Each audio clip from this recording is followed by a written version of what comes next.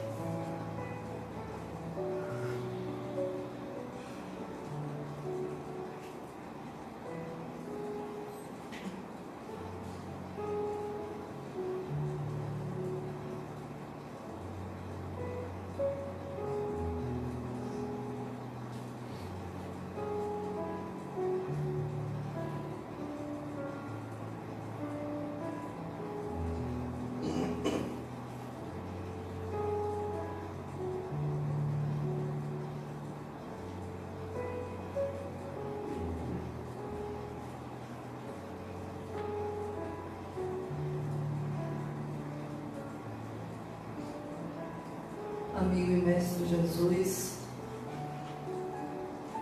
celebramos mais uma vez este reencontro contigo. Possamos a certeza da tua presença conosco.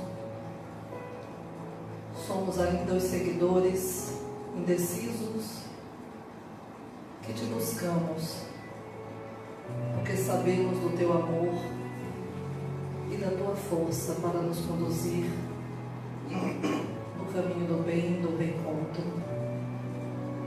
Nós te agradecemos pela escolha que fazemos em aqui estar e buscar transformação em nossas vidas, inspirados em Ti e por Ti. Que a Tua inspiração continue a tocar o companheiro de Djalma Argolo, que fará uso da palavra nesta noite. Que estejamos todos em sintonia com a mensagem que aqui ouviremos e que possamos levá-la em prática para a nossa vida cotidiana. Que a Tua paz seja sempre entre nós.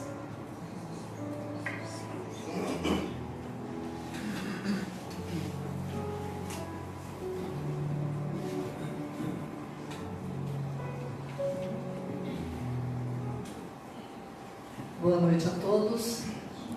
Nossa alegria, Djalma Argolo, abordando o tema amor e paixão. Deus te ajude.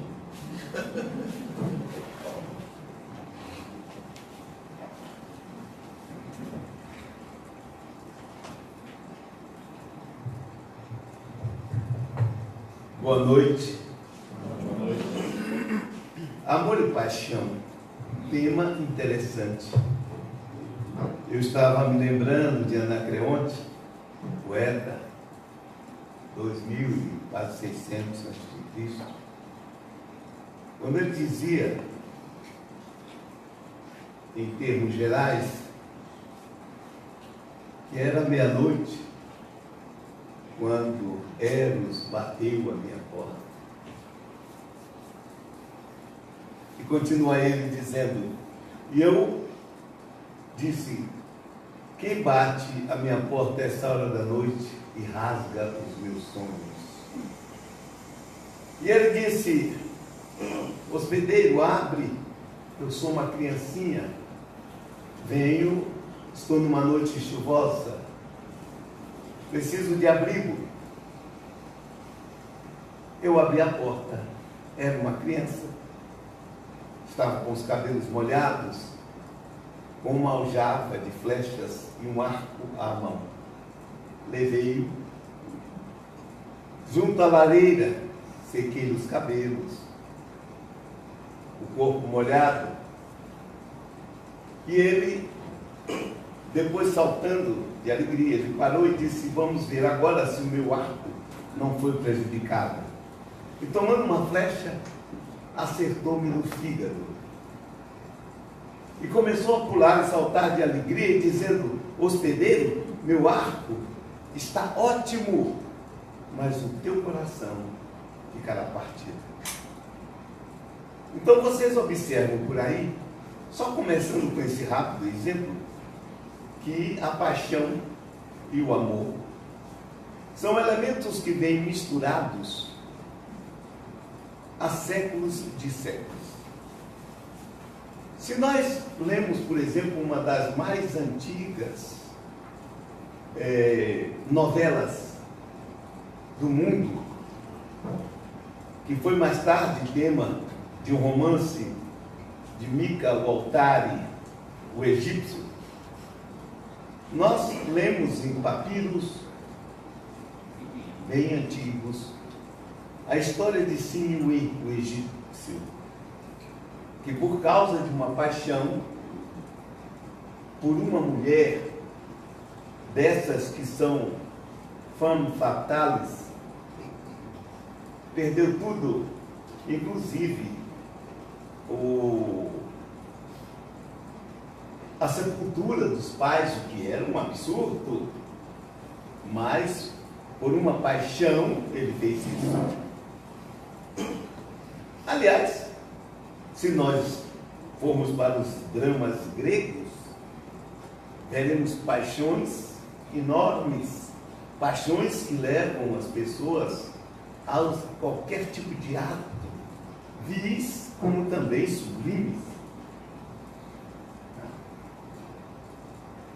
Mas vejamos, por exemplo, na história do Minotauro, nós vamos ver que eu sempre troco os nomes, se é Teseu ou Perseu. Os nomes são muito iguais, né? Mas é Teseu, se coloca como um dos jovens que eram periodicamente mandados para a ilha de Minos para ser devorados, jovens atenienses para serem devorados pelo Minotauro. E ele, filho do rei, filho de Egeu, que deu o nome ao mar Egeu, foi junto. Mas lá, a filha de Minos, Ariadne, apaixonou-se por ele e deu a ele a chave para entrar e sair do labirinto, sem se perder lá dentro e terminar morrendo. Deu a ele um fio, um rolo de fio, de onde veio o fio de Ariadne. E ele prendeu o fio, foi entrando, encontrou o Minotauro, o herói matou. Depois, ao sair, pegou Ariadne, levou no seu barco, até que ancorou numa ilha, e enquanto ela dormia, ele foi embora, largou ela. Quer dizer, os aproveitadores sempre existiram, mas houve uma compensação. Enquanto ela estava lá desesperada, Dioniso, o deus, apaixonou-se por ela e levou-a para viver com ele no Olimpo.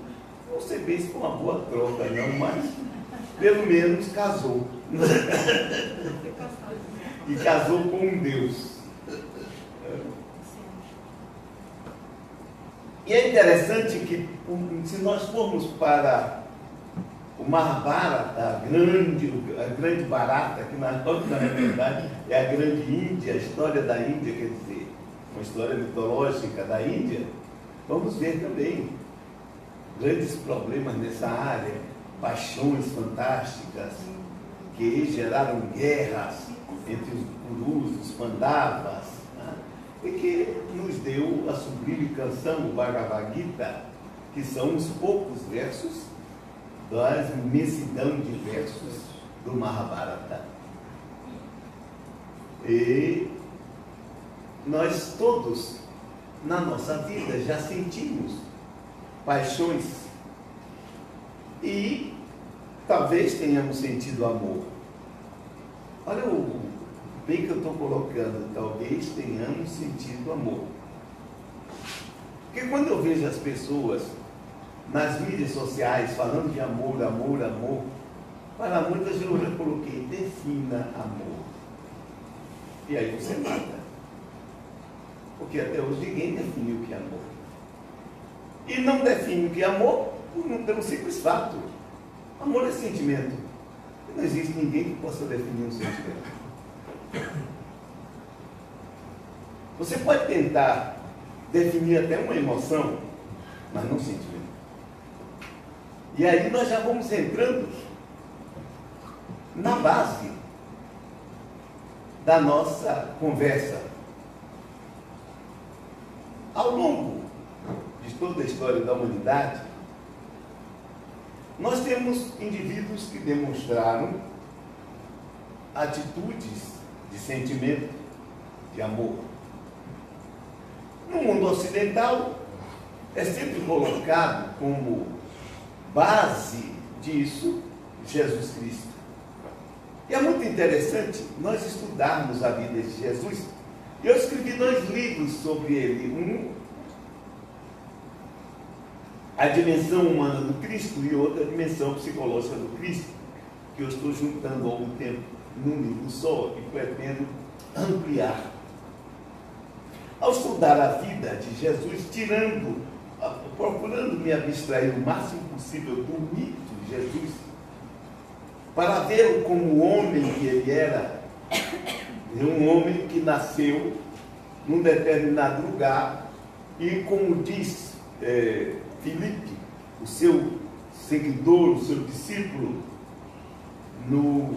segundo o Evangelho de João, ao falar com Natanael, nós encontramos o Messias, filho de José de Nazaré. Ao que Natanael replicou, e de Nazaré saiu alguma coisa que preste? E ele era de Caná, uma cidade vizinha, portanto uma cidade rival. Não eram cidades, eram vilas. uma vila rival. Mas olhando ele na sua história, nós vamos encontrar em alguns momentos o amor se estabelecido. Quando ele é procurado por pessoas, e para mim tem dois gestos grandes de amor nos evangelhos. E um deles, aliás, tem mais de um deles é com um leproso. Jesus é procurado por um leproso, e os leprosos, eles andavam como bois, com um sino no pescoço. E quando eles se aproximavam de algum lugar que tinham pessoas, eles eram obrigados a tocar o sino para avisar as pessoas que um leproso estava ali. Mas isso não porque a hanseníase fosse conhecida como uma doença contagiosa, mas sim porque ela era um sinal de que a pessoa era imunda, estava sob o castigo de Deus. E se ela tocasse na pessoa, ou tocasse alguma coisa que a pessoa tocasse, automaticamente essa pessoa, mesmo que não soubesse do fato, se tornaria imunda e seria castigada por Deus. Era um problema sério. E o leproso chega a ele, segundo contam os evangelhos, colocou-se de joelhos diante dele e pediu a cura. O que chama a atenção não é o fato da cura em si, para mim, é o fato das pessoas não entenderem bem, sociológica, historicamente, os costumes da época, o que significava o gesto que ele fez. Ele, segundo os evangelhos, estende o braço e toca no leproso. As pessoas em volta, inclusive os discípulos dele, devem ter arrepiado de horror. E o próprio homem deve ter sentido um impacto grande. Não sei quanto tempo ele estava assim, mas há muito ele não sentiu o toque de uma mão humana. E naquele instante, ao fazer isso, Jesus demonstra um profundo sentimento de amor por aquele homem. E eu acho que começa aí a cura que se completa quando ele pergunta: o que queres que eu faça? Limpa-me. Então eu quero ser limpo. E ele fica limpo. E Jesus manda que ele vá aos sacerdotes e cumpra os rituais que Moisés estabeleceu, para verificar se estava de fato não só limpo da lepra, mas para poder ser readmitido à sociedade, ter o aval do sinédrio, dos sacerdotes, de que realmente ele podia ser reintegrado, porque tinha se livrado do castigo de Deus. Esse é um momento que, para as pessoas que entendem os usos e costumes da época, causa uma profunda emoção. Eu posso não conhecer todos os usos e costumes, mas um pouco que eu conheço, no momento que eu li, eu senti isso profundamente. Também Jesus demonstra um sentimento de amor, e aí nós temos que classificar amor. Porque amor é como a luz branca. Vocês se lembram da experiência de Isaac Newton, que ele pega um cristal de forma triangular, passa a luz branca por ele, e a luz branca aparece projetada na parede como um arco-íris, mostrando que ela é a reunião de todas as cores. Então, ao falar de amor, nós temos que estabelecer categorias. Nesse caso, nós vemos o famoso amor ágape, que é o amor que é doação exclusiva e não pede nada em troca. É o que ele faz com aquele homem. É o que ele faz com a mulher samaritana, porque aquele homem, ele cura um problema físico. Com a mulher samaritana, ele cura um problema interno, uma sede interna. O que caracteriza toda a história, todo o evento da mulher samaritana é que desde o início, quando ela chega no poço de Jacó, onde ele está sentado sozinho, esperando os discípulos que ele mandara para as cidades de Gerizim para poder comprar comida, ela não poderia nem conversar com ele, porque uma mulher na época não podia ficar sozinha no lugar com um homem estranho. Isso era uma obscenidade. Ainda mais era aquela samaritana, ele é judeu. E o samaritano é como se você troca o nome samaritano e bota palestino. Pronto. Então, trocado isso, vocês já sabem o drama que era. E a primeira coisa que ele faz é falar com a mulher e pedir para ela: mulher, dá-me um copo d'água, ou dá-me de beber. Na verdade, não é um copo d'água, dá-me de beber. E ela toma um susto. Como é que pedes de beber a mim, que sou samaritana? Se você soubesse com quem está falando, também tinha isso, né? Ele já deu uma carteirada nela. Se você soubesse com quem está falando, pediria e ele lhe daria água viva. E ela debocha dele. Como você pode me dar água? Se você não tem com que pegar água, e o poço é fundo, 32 metros de fundura. Ele disse: olha, se você soubesse com quem está falando, você pediria, ele lhe daria água viva. E você nunca mais teria sede. E ela: você não me dê dessa água para que eu não venha mais aqui. E ele disse: vá buscar teu marido.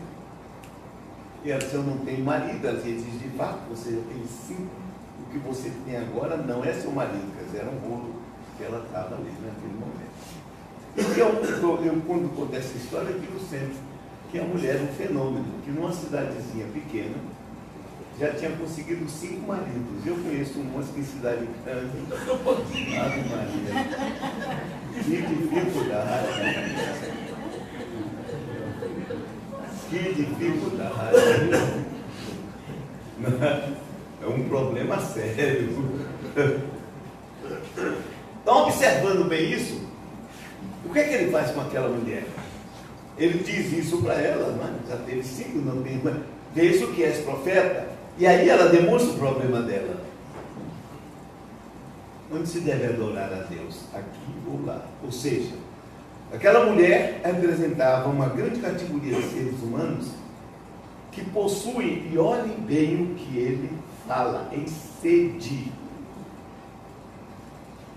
Dar água, ele pede água e ele daria. Ela daria uma água que mataria a sede, mas ele daria a ela uma água que tiraria a sede dela para sempre. Ela tinha um conflito interno, e o conflito dela era um conflito religioso. Aliás, é o que Jung nos diz: o conflito humano é um conflito religioso. Ela queria alguma coisa que atendesse o seu íntimo.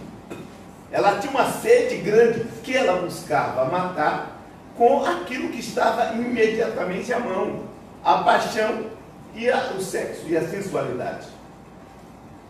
Mas, quanto mais ela tentava, ela não conseguia. Porque ela tentava resolver um problema que é de sentimento através da emoção. E não é possível. Para nós entendermos sentimento e emoção, temos que verificar que somos indivíduos que possuem duas categorias básicas: psiquismo, enquanto individualidade que nós somos, psiquismo e corpo. Eles estão extremamente interligados, mas são categorias absolutamente diferentes. Eu estou usando categoria no sentido kantiano mesmo. O psiquismo sempre existiu. Em toda a escala biológica ele está presente, porque em toda a escala biológica o princípio espiritual está presente. A evolução é, na verdade, um trabalho do espírito construindo um veículo para descobrir o que ele é. E nós ainda estamos nesse processo. Já conseguimos construir um veículo que nos permite raciocinar, que nos permite explorar o mundo, mas ainda nós temos uma categoria cerebral limitante. Enquanto espíritos encarnados no corpo, nós estamos limitados por um cérebro tridimensional e analógico. Na evolução, não sei o que vai surgir, já que nós saímos basicamente do animal pelo Australopithecus e construímos um neocórtex que nos permite ter um ego, de fazer uma apreciação da realidade, ter a sensação, analisar a sensação, qualificar a sensação e verificar as possibilidades de uso dessa sensação. O que eu posso fazer com ela. Então, o psiquismo vai fazer isso através de um elemento que é o ego. O ego é uma construção que ela é dupla. Ela tem uma base física, como qualquer complexo, e uma base psíquica. E o mais interessante é que o complexo é um elemento que possui um tipo de personalidade, ou seja, fisicamente, nós somos um indivíduo que não tem apenas uma personalidade, tem às vezes dezenas de personalidades. E eu não estou falando de persona, que é uma função de relação, eu estou falando de complexos que nos tomam ao longo do dia, cada um, ao nos tomar o ego, porque são iguais, todos eles estão vinculados ao corpo, e eles têm também uma base psíquica, eles vão trabalhar em nós emoção, porque emoção é física. Vejam, por exemplo, o desenvolvimento do cérebro. Ele começa com o tronco cerebral e vem se projetando até que no Homo sapiens nós temos um cérebro completo, que muita gente burra diz por aí que nós só usamos 10%. Se nós usássemos somente 10% do cérebro, estávamos mortos. É a maior estupidez que eu já vi nos últimos tempos. Não existe isso de só usar 10%. Nós usamos 10%, não, nós temos 100% do cérebro. Podemos usar 10% do nosso cognitivo, da nossa capacidade de cognição. Mas isso é por escolha pessoal. Porque nós nos limitamos. Então nós temos o psiquismo, temos o corpo. O corpo possui uma estrutura que é própria. São seres vivos que estão aqui. Eu estou ligado a minhas células. Minhas células são animais. São seres vivos que lutam instintivamente para se manter. É nelas que reside os impulsos inconscientes, porque elas também são princípios inteligentes, elas possuem princípios, modelos organizadores biológicos, e eles querem sobreviver. E eles têm a base fundamental, que é uma percepção do entorno, e ao mesmo tempo são capazes de reagir naquela básica função de ataque e defesa, que isso gera emoção. Quando elas entram nesse processo, nós somos tomados por adrenalina. O nosso corpo começa a produzir adrenalina.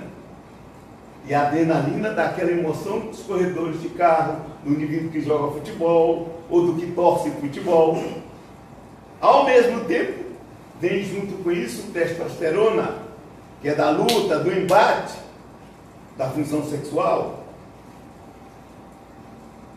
Então veja, o nosso corpo é tão interessante que eu posso fazê-lo produzir hormônios, pelo menos 2 tipos de hormônios, imediatamente na hora que eu queira. O camarada chegou para mim em terapia, todo excitado, 20 anos, tinha arranjado a primeira namorada. Isso está acontecendo com os jovens hoje em dia. Minha primeira namorada, de pegar e agarrar e etc., eu tinha 8 anos de idade. Hoje, olha, até 20, 21 anos, não terminei namorando, nunca namorou. Tem alguma coisa errada nesse negócio comigo, só pode ser. E ele chegou, que ele tinha arranjado a primeira namorada, estava ele, coisa com aquilo, eu disse, cheio de testosterona, e vamos acabar com isso. 2 minutos assim, vá, baixa o ombro, cabeça para baixo, 2 minutos. Resultado? 2 minutos depois ele estava, passou. Aqui que é cortisona, né? O cortisol, perdão. Cortisol velho de guerra que eu botei você para produzir. Para tirar disso agora. Se você estivesse lá embaixo, eu vou dar para você ficar. Ó. Testosterona, vem. Aí o pau quebra na hora. Por haver. Esses são instrumentos fundamentais e básicos. Todos os hormônios trabalham na produção de paixões nossas. São físicos, a paixão é física, ela nasce daqui. Mas existe algo que nós estávamos conversando, uma função entre o psiquismo e o corpo, chamado de psicose. Por quê? Porque quando eu tenho qualquer sensação física, todas as que estão me acontecendo agora estão passando para o meu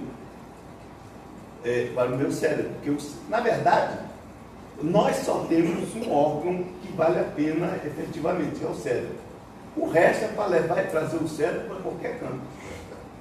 Porque só isso aqui que funciona. O resto é apenas complemento. Para onde o cérebro quer ir, o que o cérebro quer fazer. E acima disso, o psiquismo. Ora, quando tudo chega, todas essas emoções chegam ao cérebro, elas passam por um processo de psiquificação. Ou seja, elas entram numa condição psicóide e vão despertar como sentimentos lá do psíquico, elas vão se transformar em elementos psíquicos. Se eu sou um indivíduo, por exemplo, o meu instinto de fome, ele vai para o meu psíquico e vai se transformar em ambição. Então, você vê que as pessoas com ambição desmedida devem ser gulosas, naturalmente. Você vê logo que você vai em conta. Come, bebe demais. Então, os instintos vão e passam para lá. Agora, de lá também vem elementos para o corpo. É a chamada somatização. Quando nós falamos em sentimento, nós estamos falando de uma categoria que pode vir para o corpo ou não. Pode vir para o corpo ou não. Carl Gustav Jung, no seu livro sobre os sentimentos e a sombra, que na verdade foi uma conversa que ele teve em Winterthur com um grupo de pessoas, eles já bem idosos, e que foram gravadas e transformaram-se em 2 livros. Tá? Um deles é sobre sentimentos e a sombra, o outro é sobre sonhos, eu me esqueci a outra parte. Sonhos e transformações. São livros finíssimos que devem ser lidos.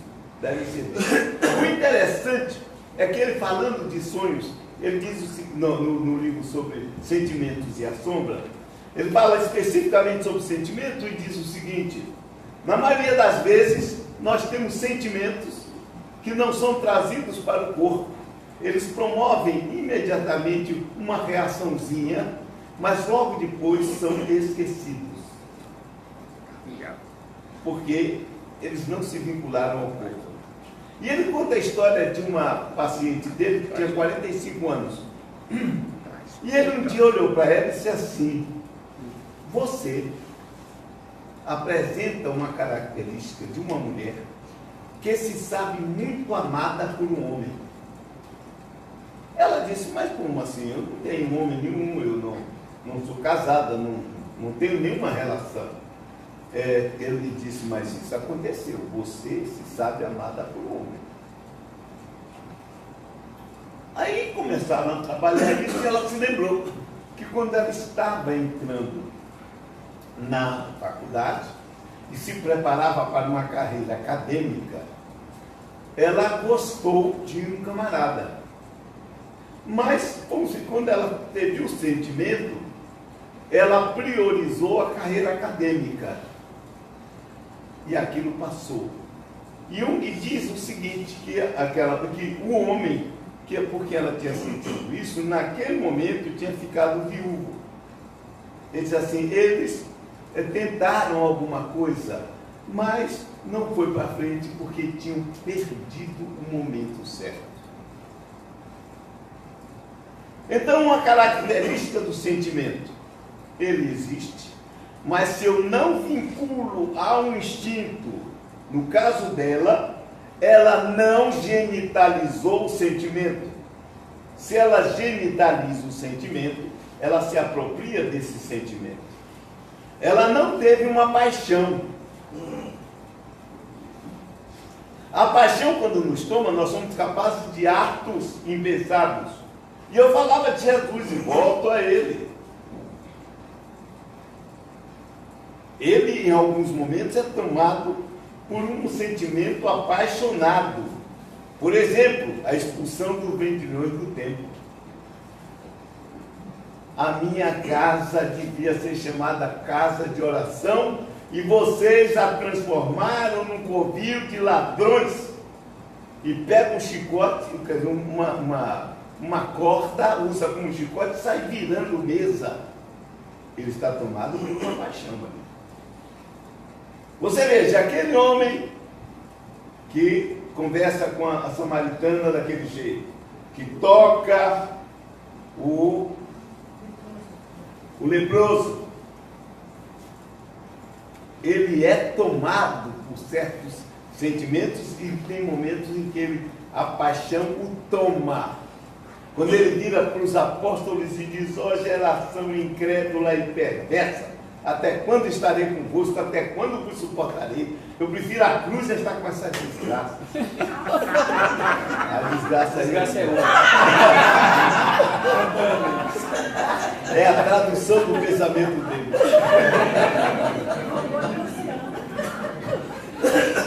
Para vocês verem como nós somos. Eu te contar, nem o Espírito superior como Jesus enfrentava. E olha que eram os apóstolos dele, os seguidores dele. Mas, bom, outra coisa nós vamos vê-lo assim também, numa questão de sentimento com a mulher adúltera. Quando esta mulher foi apanhada em flagrante adultério, diz a lei que ela deve ser apedrejada. E tu o que dizes? E ele ajoelha e fica um tempão pensando, essa é brava. Como é que eu saio dessa? E ele demora que o pessoal insiste, ele levanta e diz: aquele que nunca errou, atire a primeira pedra. É interessante que ele usa a palavra errar. Não errar contra Deus, errar de uma forma geral. Ele não falou em adulterar, porque alguém ali podia não ter adulterado, dar uma pedrada, fazer feito português, né? E o cara estava batendo num ladrão, ele parou e disse: mas isso é um absurdo. Não, o brasileiro passou, um espírita foi aqui, o Luciano, mas que absurdo, vocês estão batendo no ladrão, nosso irmão. Era isso da Rocha Dória. Nosso irmão, não façam isso. Aí aquele que nunca errou, atira a primeira pedra. O português estava pegou a pedra, tipo, o cara disse, o senhor nunca errou dessa distância? Não.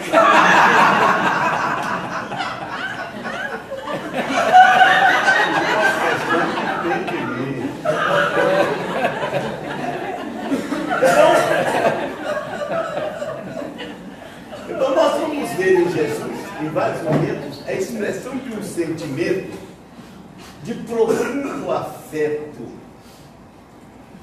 Um sentimento que nós denominamos de amor. É um sentimento que nos vincula, é um dos aspectos do amor. É o eros, que é vínculo.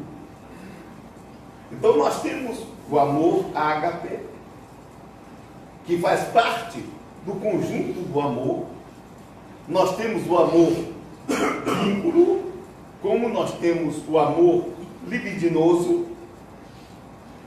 como nós temos o amor paternal, o amor filial, o amor maternal,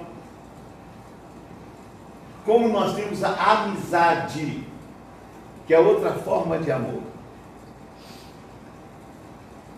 Então, se nós queremos falar de paixão, paixão em primeiro lugar, em termos homem e mulher, como também em termos de profissão, como em termos de dedicação a uma obra.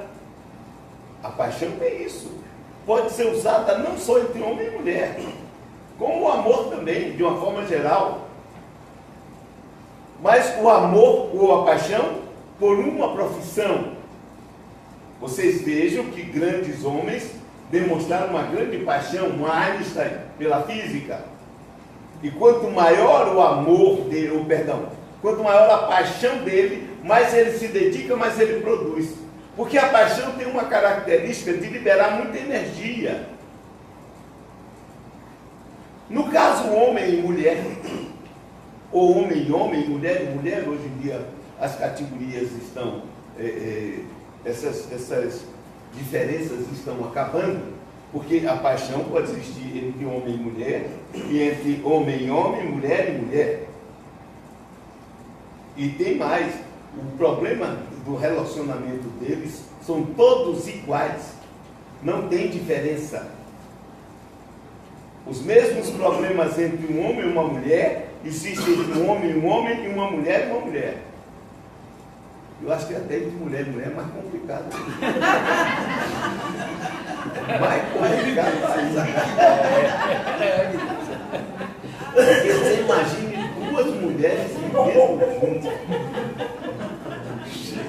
Rapaz, uma apaixonada pela outra. Rapaz, eu fico imaginando como não deve ser.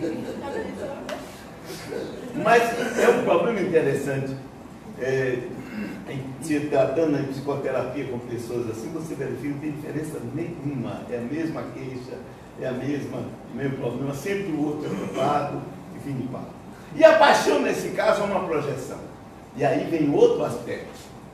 Porque como está vinculado, o corpo está vinculado ao inconsciente, a paixão, a ânima ou o ânimos pegam aquele sentimento de paixão e projetam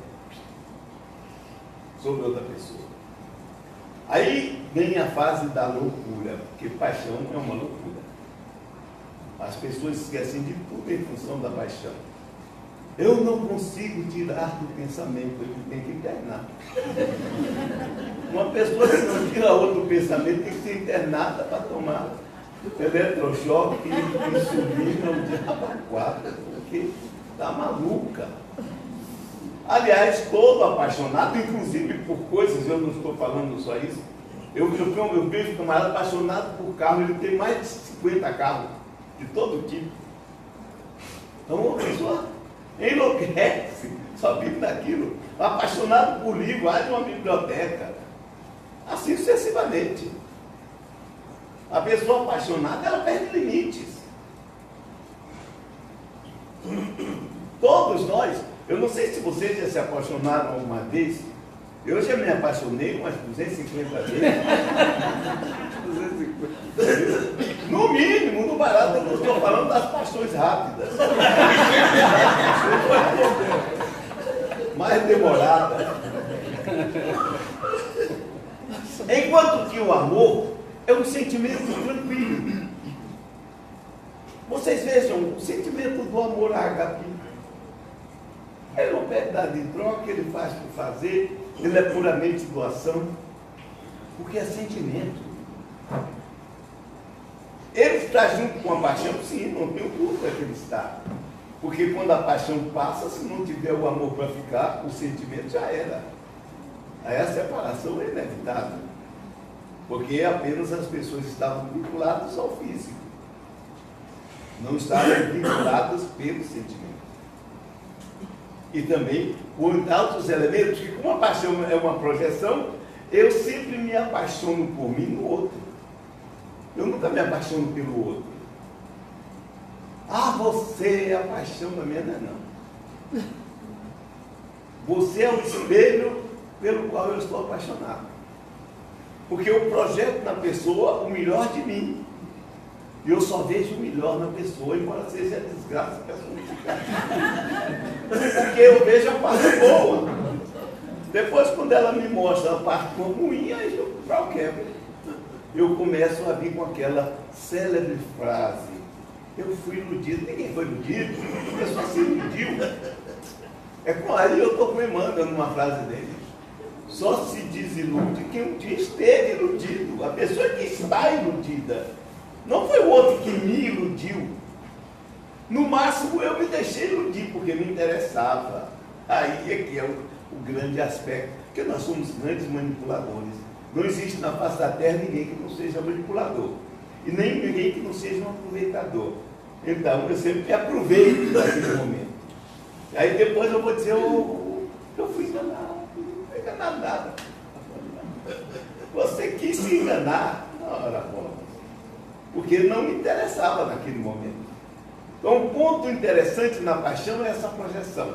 E a pessoa perdeu o limite.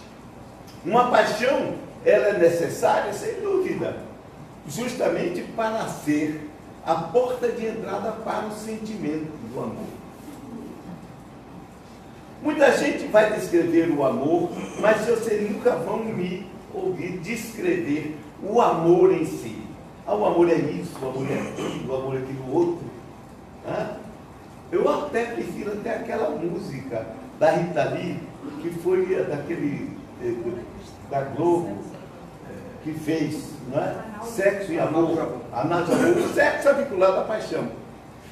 E ela vai. Aquela música é ótima para estabelecer uma diferença entre sexo e amor, ou seja, entre paixão e sentimento. O sentimento do amor. Enquanto um é calmo e tranquilo, o outro é arrasador, é avassalador.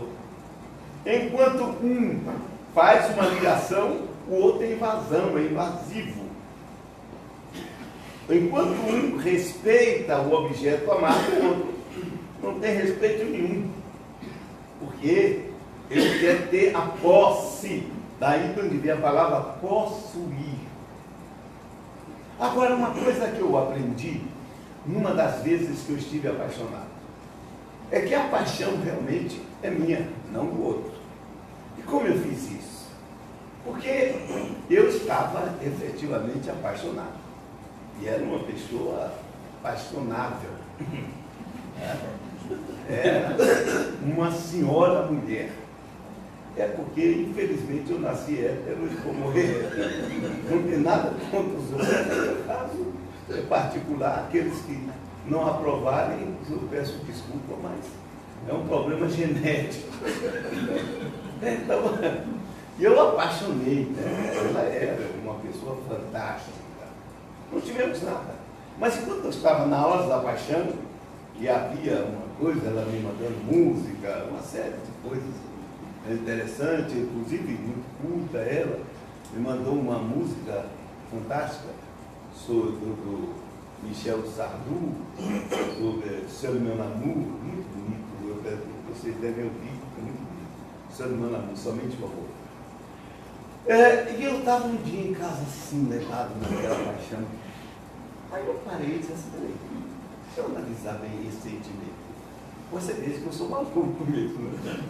Eu comecei a analisar a paixão. Eu disse, peraí, vou estabelecer aqui um critério. A paixão não é minha, não é dela. Quem está sentindo a paixão sou eu. E como eu aprendi com Jung, isso é uma projeção. Então eu estou projetando algo meu para ela. E o que é que eu estou apreciando nela? Aí eu comecei a analisar aquilo que ela despertava em mim. Eu digo, então é isso que eu estou precisando desenvolver. Porque eu estava vendo uma parte boa minha nela, como a gente vê a sombra quando você projeta em alguém. Então eu estava vendo a parte boa, então eu comecei a ver uma autobiografia minha projetada. Então o que eu fiz? Comecei a utilizar aquilo em meu favor, num autoaprimoramento, tanto um aprimoramento físico, da maneira de vestir, da maneira de calçar, e em outros aspectos da minha personalidade. E o que foi que aconteceu? Imediatamente eu fui tirando a projeção. E o que aconteceu com isso? Eu cresci no cuidado de mim mesmo. E pude descobrir facetas apaixonantes em minha personalidade. E eu posso dizer que a partir daí eu me tornei mais apaixonado por mim. Tanto que eu olho no espelho, como eu digo sempre aqui, quando de manhã eu acordo, olho para o espelho com os olhos cheios de ramelo, mingau das almas na boca, eu digo, Djalma, tu é lindo. Se eu fosse uma mulher desgraçada, não me escapava. Pois aquela paixão me fez descobrir e aprofundar esse sentimento narcísico de profundo amor por mim. Aliás, eu vou mais longe. Narciso foi meu aluno, mas quando virou flor já tinha se formado há muito tempo. Não tem nada a ver com o currículo dele. Então, eu aprendi nisso.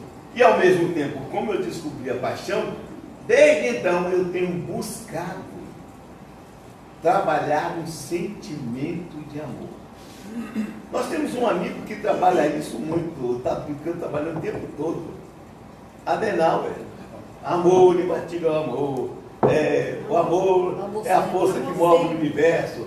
Isso é típico do indivíduo que está querendo desenvolver esse sentimento. E eu estou com ele também, porque a gente de tanto falar, de tanto bater, uma hora desperta para isso. Então, algo que eu convido vocês, vamos trabalhar para entender. Quando nós tivermos uma paixão por alguma coisa ou por alguém, comecemos a perceber isso, fazer uma separação. É um momento bom, fantástico. Mas também dizem, que eu nunca usei, que cocaína também é ótimo, que maconha é uma beleza, mas que heroína é fantástica. Mas eu nunca usei, não posso falar disso. E o que eu sei é que todos esses elementos você toma, depois tem que ficar tomando sempre, porque senão, ou usando sempre, porque toda vez que ele passa, você cai em depressão. Na maconha dá uma larica danada, você sair comendo o que tiver pela frente, o pessoal vai comer açaí. Olha, vocês sabem que eu tenho um preconceito que eu vou conversar a vocês, um dia eu tenho que lutar para vencer com açaí. Porque eu via de noite, de madrugada, o pessoal que fumava maconha, de larica comendo açaí. Aí eu peguei um problema com isso, foi meio preconceito, eu peguei meu preconceito. Eu pego óleo com açaí e só me vem isso na mente. Da mesma forma como sandália havaiana. É outro preconceito meu. Eu não consigo usar uma sandália havaiana. Porque há muito tempo, quando começou com essas sandálias, esse tipo de sandália, eu via na rua o pessoal com a sandália desse tipo, o pé todo sujo. Então, toda vez que eu olho uma sandália havaiana, eu só vejo aquela sujeira, o pé todo imundo. Aí não adianta botar cor, não adianta nada, eu digo, não sei. Aí você diz, é preconceito mesmo, eu tenho esse preconceito. Acabou. O meu preconceito não faz mal a ninguém. Então, eu não tenho problema com esse preconceito. Mas vamos trabalhar essa história. Vamos começar a fazer em nós o que é um sentimento em nós, isso é possível. Nós fazemos isso na imaginação.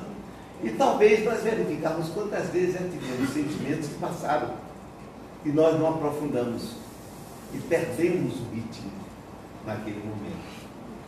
A paixão não passa, não, você não perde o ritmo. Porque a paixão lhe toma, aliás, que é um ponto que deve ficar. O sentimento brota, enquanto que a paixão lhe toma e leva à sala. Porque toda emoção nos acontece. Não somos nós que provocamos a emoção. A não ser que você tome algum treco aí qualquer. Mas a emoção é toma. Ninguém se apaixona porque quer. As pessoas são tomadas pela paixão. E às vezes a própria pessoa entra em crise.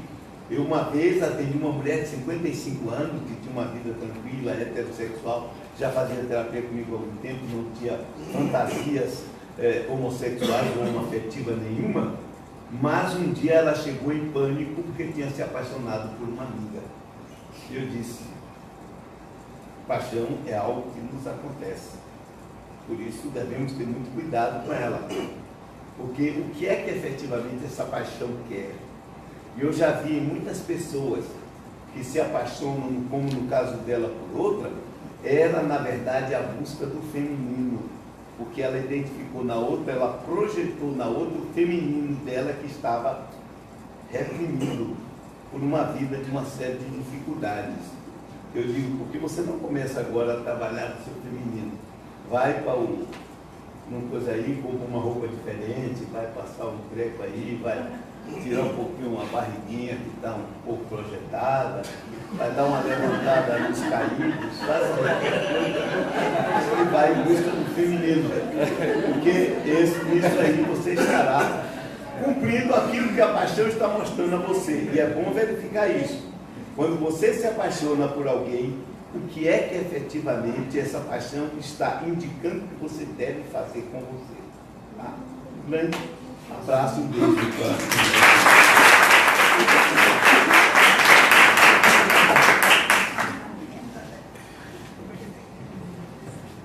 E se vocês saem daqui sabendo menos sobre o amor, sabem que eu também não sei nada. Muito obrigada, Djalma. Nem precisou de eu te ajudar, viu? Ainda bem que ele não entrou nessa história aí. Vamos ao sorteio do livro. Amor e Verdade. Poucas assinaturas. Gente, nós temos a cada doutrinária sorteio de um livro. Então, quando vocês chegarem e quiserem participar desse sorteio, pode procurar a nossa livraria. Sempre vai ter um livro sendo sorteado. Hoje, quem assinou vai dar sorte, porque as chances hoje são boas. Por favor. Se fosse o baiano que foi isso, mas não marcou. Tá vendo aí? É verdade, isso é verdade. Faltou marketing nessa história. Faltou, João. 16. Número 16, o Birajara Barros. E com amor e verdade, rapaz.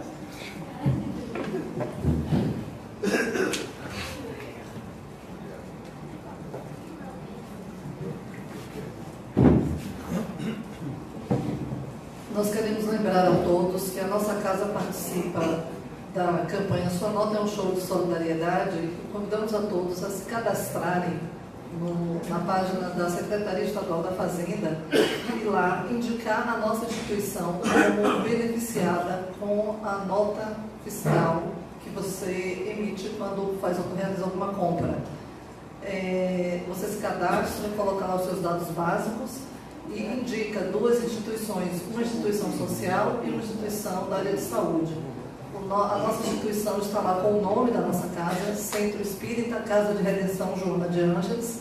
No momento que vocês fizerem compras, peçam, por favor, para incluírem o CPF na nota e automaticamente você está beneficiando a nossa casa com esta nota que conta pontos para a nossa instituição. Então, por favor, é uma forma de contribuir, de colaborar conosco na manutenção dos nossos trabalhos. E o trabalho para o qual chamamos a atenção é o trabalho de promoção social Badu, que a nossa casa realiza mensalmente, entregando 140 cestas básicas para famílias que vivem em risco social e vulnerabilidade social. Essas famílias vêm à nossa instituição no terceiro domingo de cada mês, aqui recebem uma cesta básica, participam de palestras psicoeducativas, participam de oficinas profissionalizantes, como uma forma, um caminho de resgate de cidadania, de dignidade, São pessoas que têm uma vida emocionalmente agredida, uma vida material também muito sofrida, e encontram aqui o acolhimento e a orientação necessárias para se reerguerem e superarem as dificuldades. A cesta básica é o mínimo que podemos dar, porque a gente sabe que não mantém durante todo o mês, mas é algo paliativo que atrai essas famílias para aqui, para que o trabalho seja feito como um todo. Então, nós pedimos a ajuda de vocês na composição desses itens da cesta. Lá na recepção tem um painel indicando quais são os produtos, os itens que nós utilizamos e quais são os mais necessários. O que tiver em vermelho é o que nós mais precisamos. Junho vai entrar agora, é um mês difícil por conta dos festejos juninos, agora mais a Copa Mundial de Futebol. Então, o mês está ainda ficando pequeno. Nós precisamos muito da ajuda de vocês neste mês para que a gente possa antecipadamente compor essas cestas. Vamos à oração de encerramento dos nossos trabalhos, em seguida o passe coletivo e depois o passe individual para os que desejam falar.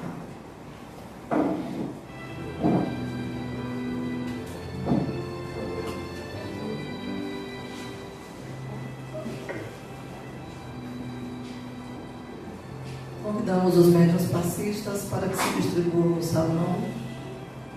Trabalho de passe coletivo.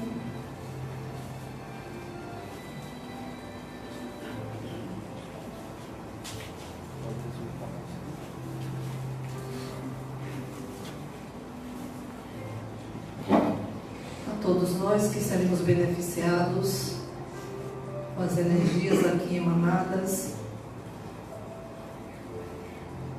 sintonizemos com os amigos espirituais que estão conosco, os familiares, os amigos, que nos encontrarão no momento do passe individual, trazendo-nos o acolhimento que aqui buscamos. E tenhamos gratidão por este momento. Que possamos olhar para o que em nós despertou reflexão, no que aqui ouvimos. Busquemos empenho para realizar o amor que nos chega, que nos alcança, que nos fortalece. Que tenhamos também olhar para a paixão, que em alguns momentos nos ajuda a construir e nos move para o amor, para o equilíbrio. Que tenhamos sabedoria para vivenciar as dificuldades que nos chegam e, revertidos disso, possamos trazer a transformação que almejamos para as nossas vidas. O exemplo de amor citado aqui na palestra é aquele a quem buscamos como modelo, como referência e guia. Que seja Ele, Jesus, o nosso mestre e amigo, a inspiração em nossos momentos. Abençoa, Jesus, o trabalho que aqui fazemos e o propósito de servir ao bem. Que os teus aliados espirituais encontrem em nós, em que pese as nossas dificuldades e limitações, o material necessário para construir o bem em teu nome. Abençoa a nossa casa, abençoa os nossos trabalhadores, dirigentes e frequentadores que dispensam confiança no que aqui fazemos. Permanece confiando em nós, Jesus, e amorosamente conduz-nos de volta às nossas atividades, para que onde quer que estejamos, possamos ser reconhecidos como aqueles que escolhemos seguir os teus passos. Que a tua paz seja sempre entre nós. Os que desejem tomar o passe individual podem formar a fila e serão atendidos. Muito obrigada, até a próxima.